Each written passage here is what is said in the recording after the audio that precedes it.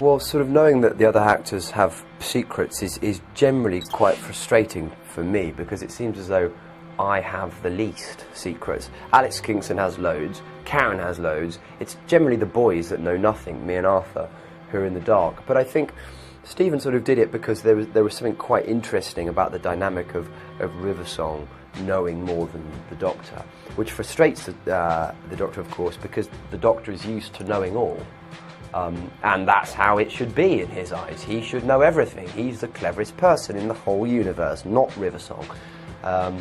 So, you know, it does something interesting, I think, to the dynamic of our relationship, because it frustrates me. And the Doctor's frustrated, so generally frustration is key. I had so many theories about who River was. I thought she was the Doctor from the future at one point. I thought she was, you know, the Doctor's daughter, the Doctor's mother. I mean, you know, so many things. Never once did I say it's Amy and Rory's daughter. And I think it was great payoff from the clever man Stephen Moffat for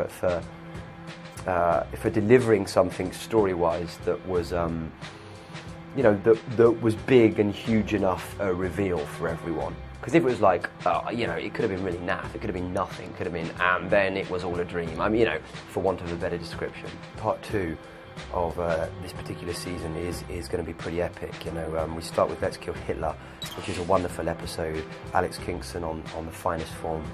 And we learn a lot more about the Doctor and River. We learn a lot more about the Doctor, Amy, River, Rory, and that mad connection that they all have. And of course, you know, we have to answer just what happened to the Doctor in episode 1. Wow, it's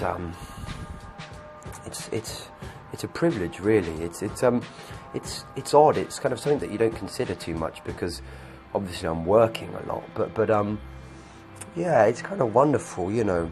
But no day is boring on Who, you know. I mean, I get there and there's the blue box and the Tardis, and so you're constantly reminded of the place that it has, because, you know, then a Dalek walks by, or so it is just kind of like that, because all the monsters are getting moved around and stuff. So yeah, but it's a great honour to be part of a show with such a legacy that's had so many great actors come before me as well, you know. Yeah, you know, to come out here to Comic-Con and see the response that we've got here from the American fans is just remarkable. I mean, the conviction with which they are science fiction fans is kind of brilliant. You know, they really go for it, and they really let you know that they care, which means a lot to us all. And we all came off the panel just saying, "Wow, that is something we will never forget."